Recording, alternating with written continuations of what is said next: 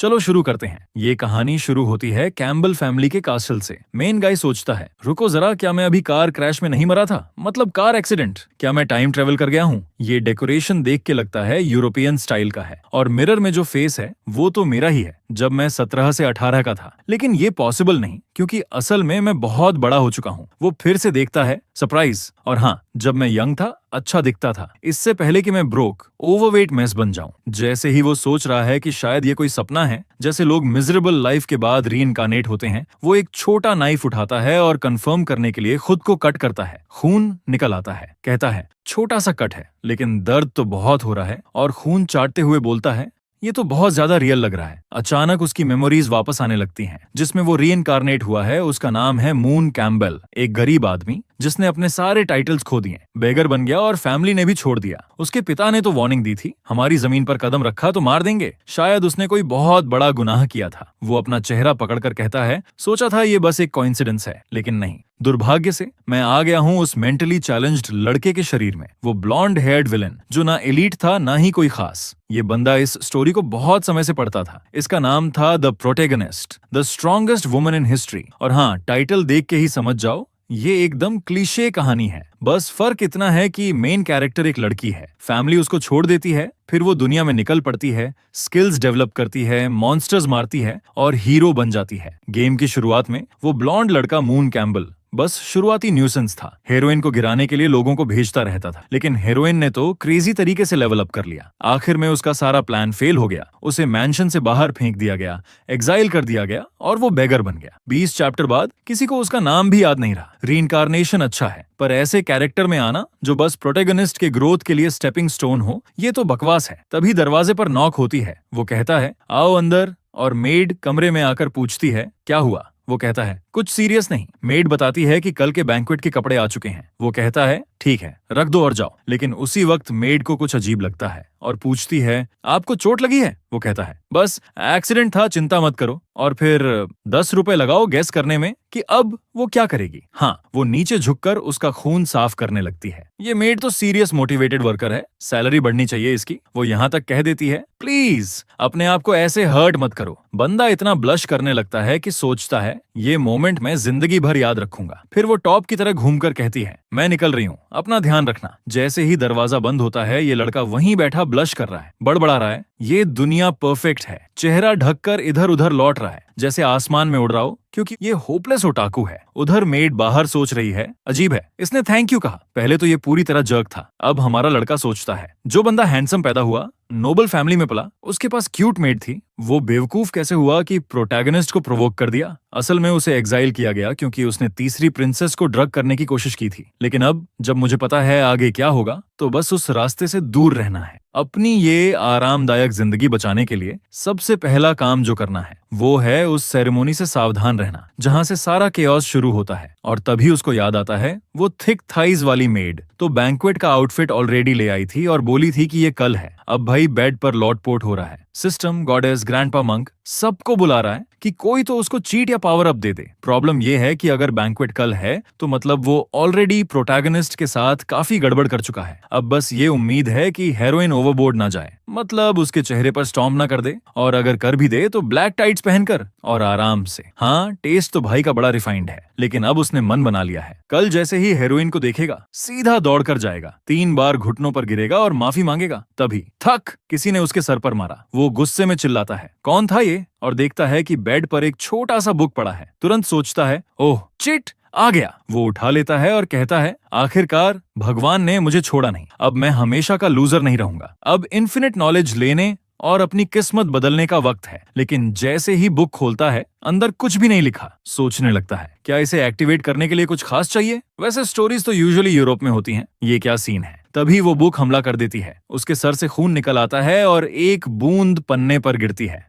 Dark aura उठने लगता है और वो सोचता है, ये क्या हो रहा है? अचानक उसकी नजर धुंधली होने लगती है और पता चलता है उसके हाथ पांव बंधे हुए हैं, गर्दन भी, पूरा शरीर चोट से भरा हुआ है। धीरे धीरे आंखें खोलता है और सोचता है, मैं कहाँ हूँ? तभी एक क्रीपी लड़की आती है और कहती है, तुम काफी देर सोए रहे। वो कहता है, शरीर में बहुत दर्द है। लड़की बोलती है, लेसन सीखने में दर्द तो होना ही चाहिए। उसे पता नहीं कि वो लड़की अंदर से कितनी दुखी है। वो नहीं चाहती थी कि ये हाल हो, लेकिन उसका बिहेवियर क्रूल और सेल्फिश था। उसका मानना है कि उसे दूसरों को दर्द देना देना चाहिए, ना कि टॉलरेट करके सबको अपने खिलाफ करना चाहिए। बस उसी तरह वो सिर्फ उसी का बन सकता है। लेकिन हाल ही में उसका दिल बदलने लगा था और ये बात लड़की को मंजूर नहीं थी। वो सोचती है चाहे जितना समय लगे वो उसके दिल से ये लव निकाल देगी और फिर वो हमेशा साथ रहेंगे। और फिर बैम, एक के बाद एक स्टैब, और वो वापस अपने कमरे में जाग जाता है। लगता है हीरोइन को वो विलन के रूप में ज्यादा पसंद है, लेकिन अगर उसने ये रास्ता अपनाया तो उसकी जिंदगी पूरी तरह बर्बाद हो जाएगी। अगर उसने वो प्लान नहीं किया तो भी जिंदगी पहले से मैस है। तो अब भाई करे क्या? वो सोचने लगता है, क्या ये ड्रीम था पास्ट का या फ्यूचर की एक झलक? आखिर वो पूरा विजन तभी शुरू हुआ था जब उसका खून उस बुक को छू गया था। शायद ये एक फ्यूचर वार्निंग थी जो गलत चॉइस से ट्रिगर हुई। वो फिर बुक को देखता है, उस पर लिखा है डू नॉट ऑल्टर फेट। तुरंत समझ जाता है अगर उसने कल वाला 3 बार घुटनों पर गिरने वाला फॉरगिवनेस प्लान किया होता तो वही आउटकम आता। और सोचो, उस विजन में उसे बांधकर टॉर्चर किया जा रहा था, तो अचानक फैमिली से निकाला जाना और बेगर बनना इतना बुरा भी नहीं लग रहा। अब वो जोश में आ गया है। कहता है, मैं मॉडर्न इंटेलिजेंट आदमी हूँ, अपने नॉलेज से न सिर्फ अपनी किस्मत बल्कि पूरे देश का फ्यूचर बदल सकता हूँ। वैसे भी एरिस्टोक्रेट होना इतना खास नहीं, सब लोग इस छोटे से लैंड में फंसे हुए हैं। अब वो अपना डेस्टिनी खुद कंट्रोल करेगा, किसी और पर डिपेंड नहीं रहेगा। अगला सीन, भाई आराम से बैठा है, स्वादिष्ट मीट खा रहा है और सोच रहा है, यार ये रॉयल लाइफ तो कमाल है, ये सब खोना तो बहुत बुरा होगा। उसके बगल में बैठी है नॉइस कैम्बेल, उसकी माँ, जो दिखने में तो सिर्फ 18 साल की लग रही है, और है डैन वुमन। वो कहती है, आज तुम काफी खुश लग रहे हो। उसके फादर इन लॉ बोलते हैं, शायद कल की सेरेमोनी को लेकर एक्साइटेड हो, ये तुम्हारी जिंदगी का सबसे इंपॉर्टेंट मोमेंट होगा। भाई बस हाँ में हाँ मिलाता है, शक ना हो इसलिए। तभी उसकी माँ बोलती है, मैं तुम्हें उस बैंकेट में जाने नहीं दूंगी, वरना सारी नोबल लड़कियां तुम पर गिर पड़ेंगी। लॉन जवाब देता है, संभव ही नहीं है, उसके पास तो प्रिंसेस सेलिया है और जो भी लड़की कुछ ट्राई करेगी वो जेलस हो जाएगी। उसकी माँ क्यूट बनकर कहती है, मुझे ये सेलिया लड़की पसंद नहीं, क्यूट भी नहीं थी और मेरे बेटे के लायक भी नहीं। अब हमारा लड़का बैठा सोच रहा है, ये मेरे माता पिता मुझ पर इतना भरोसा क्यों करते हैं, जबकि मैं पहले पूरा जर्क था, और ये सेलिया है कौन? और फिर उसे याद आता है, अरे ये तो थर्ड प्रिंसेस है, वही जिसे उसने ड्रग करने की कोशिश की थी, यानी वही लड़की जो उसकी जिंदगी में तबाही लाएगी। ओरिजिनल स्टोरी में तो सबको वो पसंद थी, लेकिन यहाँ क्लासिक चंद्रे टाइप, बाहर से कोल्ड अंदर से वार्म। मून अब थोड़ा सैड है क्योंकि पेरेंट्स तो असल में अच्छे लोग लग रहे हैं। असल वजह जिससे उसकी फैमिली बर्बाद होती है वो ये है कि लोग मान लेते हैं उसके पिता ने ही उसे प्रिंसेस को मारने का आदेश दिया था, बिट्रेयल के तौर पर। तो अब उसको करना क्या है? खुद ब्लेम लेना और बाकी किसी को इसमें फंसने ना देना। प्रॉब्लम यह है कि सेरेमोनी तो कल ही है और इतना बड़ा चेंज करने का टाइम अब बचा नहीं। अजीब ये भी है कि इवेंट इतना करीब है, फिर भी उसे उस ड्रग के बारे में कुछ पता नहीं जो इस्तेमाल होना है। क्या कोई उसको देगा या फिर एक्चुअल में क्या होने वाला है? तभी सोचते सोचते एक मेड आती है और वो गलती से उससे टकरा जाता है। वो अजीब तरीके से गिरती है और कहती है, आपने मैडम की ब्लैक टी गिरा दी। वो पूछने जाता है कि ठीक हो ना, लेकिन मेड डर कर पीछे हट जाती है, मानो अभी डांट पड़ेगी। जैसे ही वो देखती है कि टी उसके ऊपर भी गिर गई है, वो तुरंत साफ करने लगती है, लेकिन अंदर से वो ऑलरेडी मान चुकी है कि उसकी नौकरी खत्म। कल से तो शायद सड़क पर डॉग फूड खा रही होगी। एमसी को एहसास होता है कि उसकी बैड रेप्यूटेशन वाकई पूरे महल में फैली हुई है। वो उसे कहता है, टेंशन मत लो, मैं पनिश नहीं करूंगा। और फिर भाई स्मूथ निकला उसे हल्का सा हग करके कहता है, रिलैक्स करो। तो पूरी कंफ्यूज्ड है, सोच रही है ये यंग मास्टर कर क्या रहा है। सच कहूं मैं भी यही सोच रहा हूँ, इन हाथों का क्या सीन है। तभी एन आती है और उसे बुलाती है। वो पूछता है, इस ब्लॉन्ड का नाम क्या है? एन कहती है, ये नोएल है। वो एन से कहता है, इसका ध्यान रखना। एन बोलती है, पर मुझे और नोएल को कल के लिए तैयारी करनी है, अभी टाइम वेस्ट नहीं कर सकते। वो बस कह देता है, और लोग हायर कर लो मदद के लिए। मतलब सीरियसली इतना बड़ा मैंशन और स्टाफ की कमी। एन बस झुक कर कहती है, ऑल राइट यंग मास्टर। हमारा स्मूथ टॉकर हमेशा की तरह अपना टाइम खरीद लेता है और आराम से चलता बनता है। पीछे नोएल बोलती है, अजीब है, यंग मास्टर ने कभी किसी को हेल्प करने नहीं दी, हमेशा कहता था लोग गंदे हैं और अब खुद सजेस्ट कर रहा है। एन भी कहती है, हाँ मुझे भी कुछ अजीब लग रहा है, शायद प्लान को जल्दी शुरू करना पड़े इससे पहले कि हालात बिगड़े। उधर लड़का अपने रूम में सारे बॉक्सेस सर्च कर रहा है। तीसरी प्रिंसेस को गिराने वाला जरूर कोई हाई लेवल और महंगा हेलुसिनेशन वाला पोशन होगा। तभी उसे एक ब्लैक मार्केट कार्ड मिलता है। साफ है इसी से उसने वो खरीदा होगा जो लड़की ने पी लिया। सीन शिफ्ट होता है चेंबर के कमर्शियल डिस्ट्रिक्ट में। रात हो चुकी है और प्रोटेगनिस्ट अपने साथियों से कहता है कि वो यहीं वेट करें, वो कुछ सामान लेने जा रहा है। वो भीड़ में से गुजरता है, कोशिश करता है कि कहानी में बताए गए राउट को याद रखे।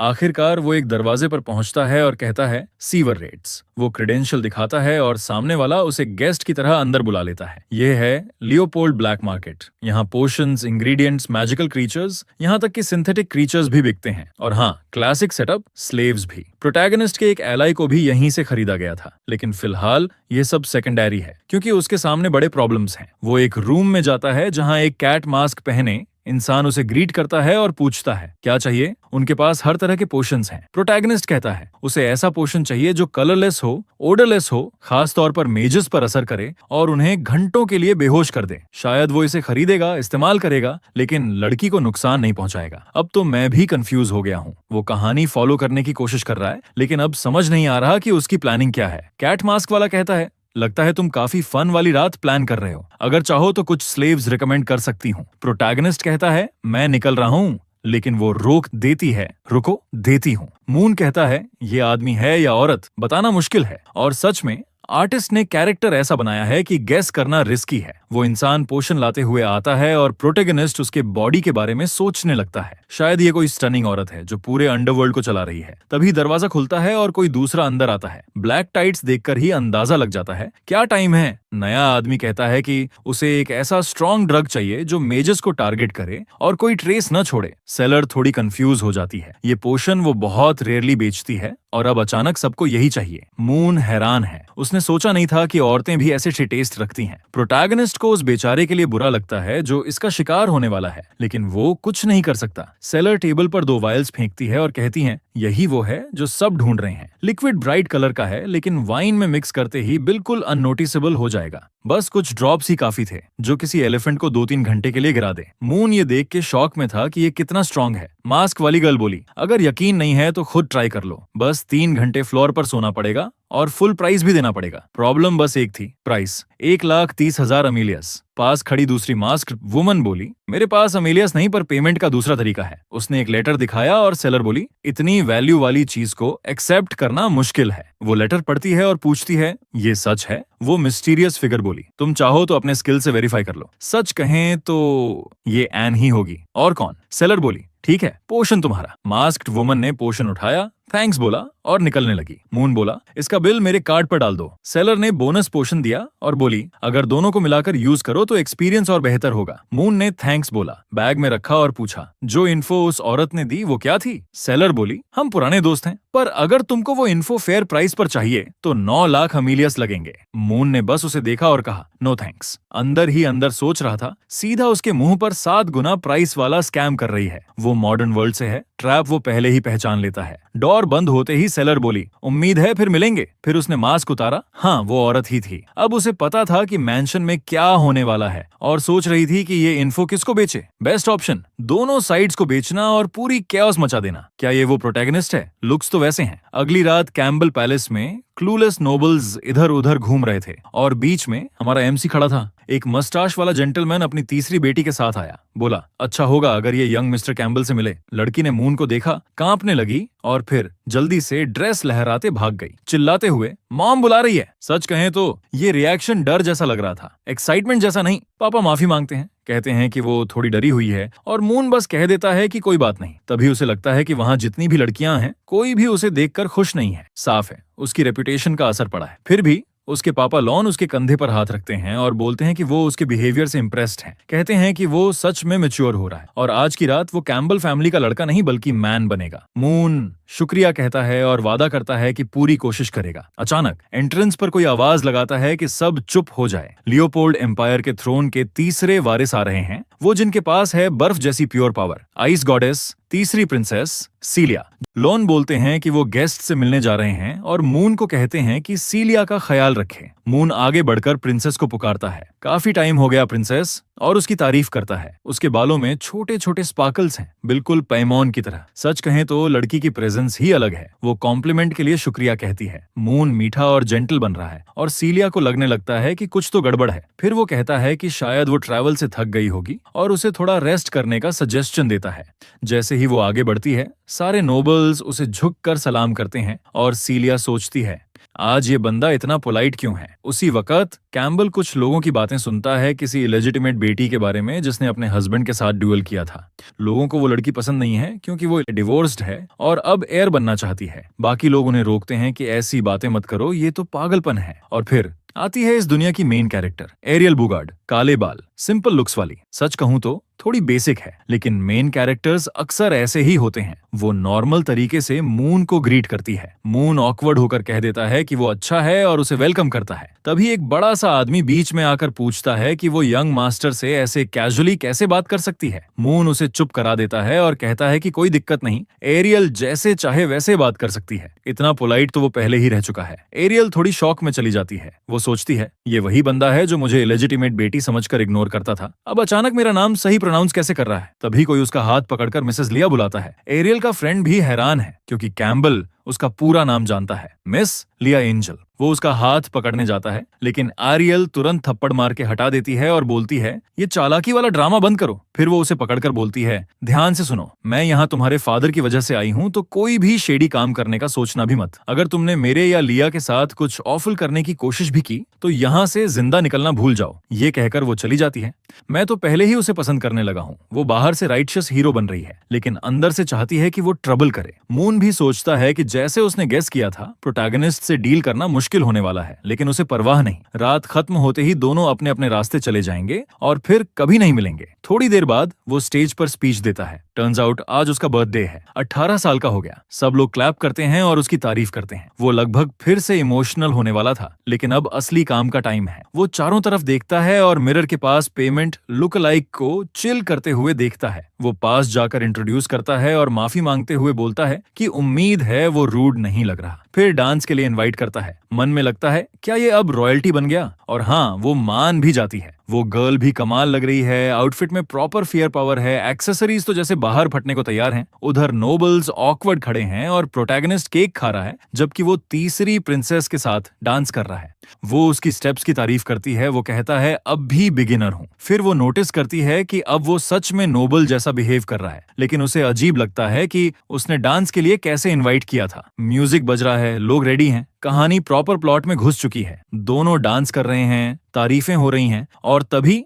वो पेमेंट के पीछे थोड़ा करीब आ जाता है। लगता है जैसे एडवेंचरर स्टाइल में बैकअप बुला रहा हो। तभी वो बोलती है कि उन्हें प्राइवेट में बात करनी चाहिए। वो ऑलरेडी जानती है कि ये मैरिज सिर्फ फैमिली पॉलिटिक्स के कारण है। वो रिप्लाई करता है कि अगर वो इसे कैंसिल करना चाहती है तो दोनों मिलकर कर सकते हैं। वो थोड़ा पीछे हटकर बोलती है इस पर बाद में बात करेंगे, और फिर पूछती है क्यों ना अभी तुम्हारे रूम चलते हैं। और भाई ये सुनकर वो तो शॉक में रह जाता है, लेकिन अब देर हो चुकी थी। वो उसे खींच के ले जा रही थी। साइड में दो शरारती मेड्स खड़ी सब देख रही थीं। वो आपस में फुसफुसा रही थीं कि वो लड़की उस मेंटली चैलेंज्ड मास्टर के साथ चली गई। तुम समझ रहे हो ना कौन सा वर्ड उनके दिमाग में चल रहा है। वो कहती हैं कि हमें जल्दी एक्ट करना होगा क्योंकि अब ये लायन हार्ट टेरिटरी है। रूम में वापस आकर वो उसे ड्रिंक ऑफर करता है। वो मना कर देती है, कहती है कि एक बूंद भी नहीं पी सकती। अब मून की टेंशन बढ़ जाती है क्योंकि उसे पता ही नहीं कि ओरिजिनल प्रोटैगनिस्ट ने इस लड़की को कैसे पटाया था। उसके ऊपर उसे ये पोशन भी देना है, लेकिन जब वो कुछ पी ही नहीं रही तो ये कैसे होगा, इसका आइडिया नहीं है। वो पूछता है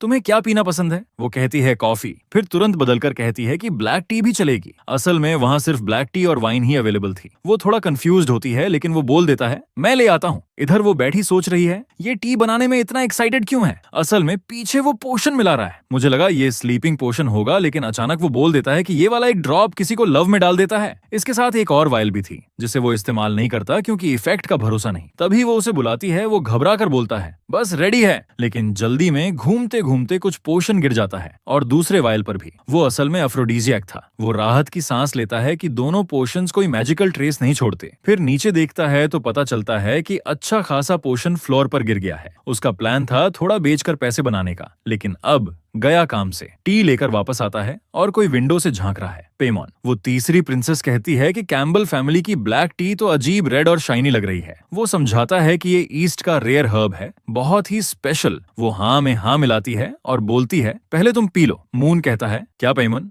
मुझ पर ट्रस्ट नहीं है, लेकिन वो जवाब देती है जो सर्व करते हैं उन्हें पहले टेस्ट करना चाहिए। ये बेसिक नोबल एटिकेट है। वो जैसे ही सिप लेने वाला होता है वो कप छीन लेती है और बोलती है ये वाला तुम्हारा अच्छा लग रहा है, चेंज करते हैं। बस एक सिप लेते ही वो थोड़ी चक्कर आने लगती है। मुझे लगा एफ्रोडीजियक का असर होगा, लेकिन नहीं, वो लड़खड़ाने लगती है। मून सोच रहा था कि दोनों कप्स में दवा डालना स्मार्ट मूव था। ओरिजिनल स्टोरी के हिसाब से प्रोटैगनिस्ट किसी भी पल कमरे में घुसकर उसे मारने की कोशिश करने वाली थी। सस्पिशियस दिखने के लिए वो उसकी स्कर्ट थोड़ा नीचे करता है, आउटफिट के कुछ बटन्स खोल देता है, अपना शर्ट उतारता है और कहता है परफेक्ट लग रहा है। ऐसे हालात देखकर अंदर आने वाला कोई भी वही सोचेगा जो वो चाहता है। लगता है इस बार वो सच में कंडेम्ड होना चाहता है, लेकिन दिक्कत ये कि कुछ भी नहीं होता। समय बीतता है, आधा घंटा गुजर जाता है और कोई नहीं आता। अजीब है, क्योंकि ओरिजिनल स्टोरी में तो वो तुरंत स्टॉर्म करके आती है। तो फिर क्या बदल गया? स्टोरी में प्रोटैगनिस्ट हॉल से गुजर रही होती है, कोई उससे टकराकर उसकी ड्रेस पर कुछ गिरा देता है और इसी वजह से वो यहाँ आ जाती है। तभी उसे याद आता है शायद टी गिराने वाली नोएल थी, लेकिन पहले ही उसने एन को कहा था कि नोएल को रेस्ट करने दो, और इसी से पूरा चेन ऑफ इवेंट्स बिगड़ गया। और तभी वो लड़की आंखें खोल देती है जब उसका मास्टर प्लान अभी चल ही रहा था। वो उठ खड़ी होती है। असल में एफ्रोडीजियक उसी कप में चला गया था जो उसने उससे छीन लिया था। अब वो खड़ा सोच रहा है कि अचानक कमरे में ठंड क्यों लग रही है। तभी एक हाथ उसका चेहरा पकड़ता है और फ्रीजिंग मैजिक का ब्लास्ट उसे जमीन पर गिरा देता है। वो पेटन से कहता है काम डाउन, मैं एक्सप्लेन कर सकता हूँ, लेकिन वो कहती है एक्सप्लेन करने की जरूरत नहीं। यहीं उसे एहसास होता है कि इस लड़की में कुछ गड़बड़ है। वो कहता है कि डॉक्टर बुलाने जा रहा हूँ, लेकिन देर हो चुकी है। उसकी रिस्ट्स पहले ही पिंड हो चुकी हैं। वो धीरे से कहती है कि उसकी बॉडी ठंडी लग रही है और उसकी गर्म। वो फिर से कहता है काम डाउन, लेकिन नहीं, वो सीधा उसे किस कर देती है। अब वो दुआ कर रहा है कि एरियल आकर उसे बचा ले, वरना ये छोटा सा एक्ट असली बन जाएगा। और वहीं एरियल हॉल में चल रही है, परेशान क्योंकि उसकी ड्रेस पर दाग लग गया है। तभी उसे कुछ अजीब आवाजें सुनाई देती हैं। एन आकर कहती है ये एरिया रिस्ट्रिक्टेड है। एरियल को अजीब लगता है, लेकिन एन जल्दी से कहती है मैं तुम्हारी ड्रेस साफ कर देती हूँ। वो स्पेल डालती है और आउटफिट स्पॉटलेस हो जाता है। एरियल इम्प्रेस्ड हो जाती है कि यहाँ की मेड्स भी मैजिक जानती हैं। तभी एक मेड कैजुअली पचीची केक का जिक्र करती है जो पार्टी में सर्व होगा, और एरियल खुश होकर उसे थैंक करती है। एन हल्की मुस्कान देती है, लेकिन मुड़ते ही क्लासिक इविल लुक ले लेती है। बेशक एरियल इतनी बेवकूफ नहीं है, या शायद है। उसे हल्की सी स्मेल ऑफ ब्लड महसूस होती है, लेकिन फिर सोचती है ड्यूक्स मैंशन में हूँ, मुझे इसमें पढ़ना नहीं है। वैसे भी उसे पूरा भरोसा है कि पाइमोन अकेले ही उस स्पॉइल्ड ब्रैट को संभाल लेगी। केक से बढ़कर कुछ नहीं, तो उसे कोई टेंशन नहीं है। पास में वही शेडी मेड्स बातें कर रही हैं कि क्या एरियल टारगेट थी। ग्रे हेयर वाली कहती है नहीं, उसे एक बंदा जिसका नाम नंबर 9 था उसने निशाना बनाया था, लेकिन वो उसे मारने में कामयाब हो गई, जबकि वो हायर रैंक का था। डार्कर हेयर वाली मेड कहती है जल्दी करो, अगर कैम्बल्स आ गया तो मिशन फेल हो जाएगा। लेकिन उसकी पार्टनर कहती है टेंशन मत लो, मैंने पहले ही चेक कर लिया है, एक्शन तो फुल स्विंग में है। उधर हमारा लड़का हालत से बुरी तरह टूटा पड़ा है, स्क्रैचेस, एग्जॉस्शन। ये क्या हो गया? रुको, कुछ हुआ ही नहीं, बस खुद को बचाने के लिए स्ट्रगल कर रहा था। तभी पैमन उठती है, तलवार उसके चेहरे पर रख देती है और फाइनल वर्ड्स मांगती है। वो उसे काल्म करने की कोशिश करता है, लेकिन वो बोलती है कि तू सीधे आफ्टर लाइफ में जाएगा बिना कुछ कहे। अब वो पैनिक में आ जाता है, ये भी श्योर नहीं कि फिर से रीइंकार्नेट होगा या नहीं।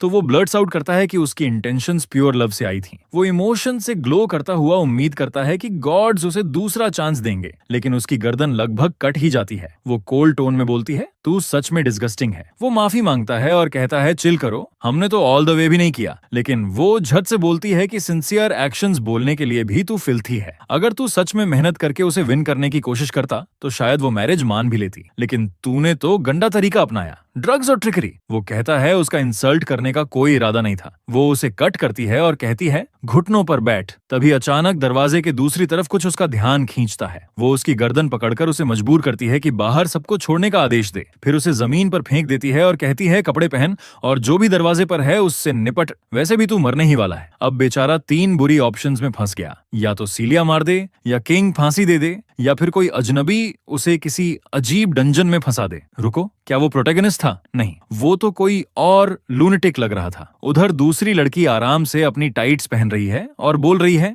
वो किसी भी वक्त मर जाएगा। मून दरवाजा खोलता है और चौंक जाता है। वो वही मेड है जो कहती है कि उन्होंने थोड़ा टाइम साथ बिताया था और वो खाना लाई है। वो कहता है रख दो और थैंक्स। वो सोचता है कि उसने इस लड़की को पहले कभी नहीं देखा, तो फिर ये है कौन? वो बताती है कि उसे बैंक्वेट में मदद करने के लिए हायर किया गया है, जो उसे अजीब लगता है क्योंकि कोई नई मेड या स्टाफ लाने की इजाजत नहीं थी। वो भी मानती है और अचानक आगे कूदकर उसे गिरा देती है। उसी पल उसे एहसास होता है कि उसका असली टारगेट पैमन है। वो 2 नाइव्स लेकर छलांग लगाती है। लेकिन अचानक बूम, एक एक्सप्लोजन होता है और जब वो देखता है तो आइस क्वीन ने किसी तरह खुद को बचा लिया है। पैमोन गुस्से में पूछती है, क्या मेरे बेवकूफ भाई ने ये असैसिन भेजा है? मेड कहती है कि डिटेल्स कॉन्फिडेंशियल हैं। दूसरे कमरे में गोल्डन ऑर्ब्स तैर रहे हैं और फुसफुसा रहे हैं कि आज रात प्रिंसेस को कैम्बल एस्टेट में मार दिया जाएगा और किसी का चैप्टर खत्म हो जाएगा। एक सफेद बालों वाली लड़की भी नजर आती है जो क्लियरली जानती है कि क्या हो रहा है। एक्सप्लोजन के बाद मेड पीछे हटती है और मानती है कि पाइमोन का मैजिक उसकी उम्मीद से कहीं ज्यादा डेंस है, लेकिन उसका एक्सप्रेशन बदल जाता है जब वो इनकैंटेशन सुनती है।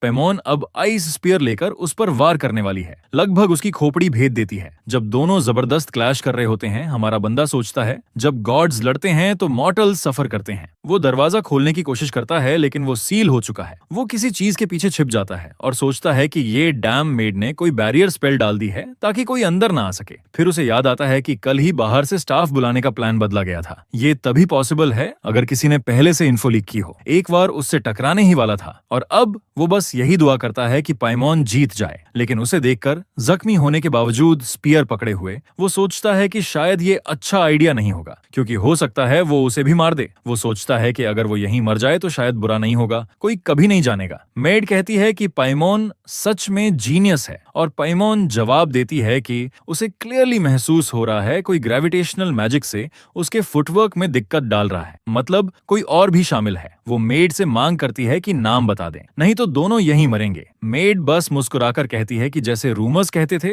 पैमोन वाकई जीनियस है। पैमोन भड़क कर कहती है, चुप रह और बोल, कौन है इसके पीछे? लेकिन मेड कहती है कि वो यहाँ किसी को मारने नहीं बल्कि बस टाइम खरीदने आई है। अचानक पूरा कमरा हिलने लगता है और ग्रे हेयर्ड मेड कहती है कि चेंबर अब पूरी तरह सील हो चुका है। एक मेड अपनी जेब से वायल निकालती है और कहती है, मैं 100 बच्चों की जान कुर्बान करती हूँ Lord of the melted world के लिए। पैमोन तुरंत समझ जाती है कि ये किसी डार्क गॉड की पावर है, लेकिन मेड बस मुस्कुराती है और कहती है, आ जाओ, इस दुनिया को दबा दो। अचानक लाल एनर्जी पूरे कमरे में फैल जाती है। पैमोन को दीवार से पटक देती है। वो जानती है अगर अभी वो चूहे यानी बाकी लोग आ गए तो उसके पास कोई चांस नहीं। मेड कंफर्म करती है, हाँ वो लोग रैट्स हैं, बट असली टारगेट तो आज रात प्रिंसेस ही है। वो दोबारा वार करती है लेकिन पैमोन हीरो का डैगर पकड़कर उसका अटैक ब्लॉक कर लेती है। मेड शॉक हो जाती है। ये लड़की तो पूरी लहूलुहान, कपड़े फटे हुए, हड्डियां टूटने की हालत में है, फिर भी वाइटल पॉइंट्स बचा लिए। लेकिन प्रॉब्लम ये है कि अब उसके पास ब्लड मैजिक बचा ही नहीं। एक जोरदार किक उसके रिब्स पर लगती है और वो जमीन पर गिर जाती है। लेकिन पैमोन अलग ही बनी है, उठ खड़ी होती है।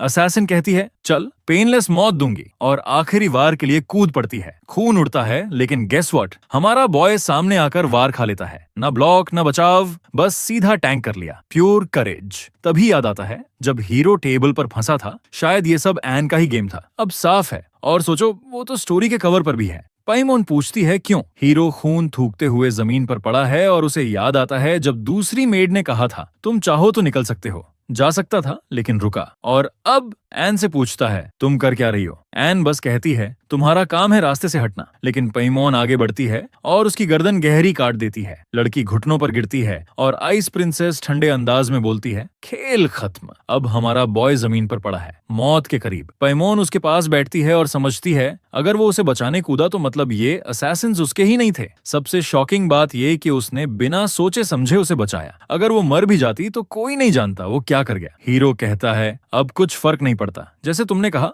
मैंने भी एक असली मर्द की तरह चुना। ये लाइन तो दिल तोड़ देती है, लेकिन याद रखो ये पाइमन है। वो ठंडे अंदाज में कहती है, तेरे पल्स से लग रहा है तू मुश्किल से 3 और बातें कह पाएगा, सोच समझ के बोल, मैं तेरी फाइनल मैसेज ड्यूक तक पहुंचा दूंगी। मून हाथ बढ़ाकर उसका चेहरा छूता है और सच में कहता है, आई एम सॉरी। आखिर में उसे उसके लिए सच में फीलिंग्स थी। फिर उसका हाथ धड़ाम से जमीन पर गिर जाता है, सीधा लेजेंड स्टाइल में गया था। हमें पता है कि वो सच में नहीं मरेगा, लेकिन अगर मरता तो सीन सच में एपिक होता। लेकिन पैमोन मानने वाली कहाँ थी? वो गुस्से से बोलती है, इस कमीने को ऐसे सॉरी बोलकर मरने का हक नहीं है। उसने उसका नाम लेकर चिल्लाया, तेरी ये कर्स्ड अपॉलॉजी मैं कभी एक्सेप्ट नहीं करने वाली। वो बोली, तू जिंदा रहेगा और अपनी हर गलती की कीमत देगा। इधर मून एक अजीब से वॉइड में तैर रहा है, डिजी फील कर रहा है, बॉडी पूरी गरम। उसने कोशिश की थी बेटर चॉइसेस करने की, लेकिन मौत तो अनअवॉइडेबल थी। कम से कम ये गेम की बोरिंग स्टोरी लाइन फॉलो करने से तो बेटर था। कम से कम एंड तो उसने खुद डिसाइड किया। लेकिन तभी ब्लैक एनर्जी उसके पास प्रकट होती है और एक पैनल खुलता है जिसमें दिखता है उसके sins, arrogance, envy, greed, shamelessness, laziness वगैरह। मतलब pure 7 deadly sins vibes. Stats कुछ ऐसे थे: ग्लटनी 90%, एनवी 99%, एरोगेंस 50%। फिर किताब के पेजेस अपने आप पलटे और आवाज आई, फिर से आजमाएं।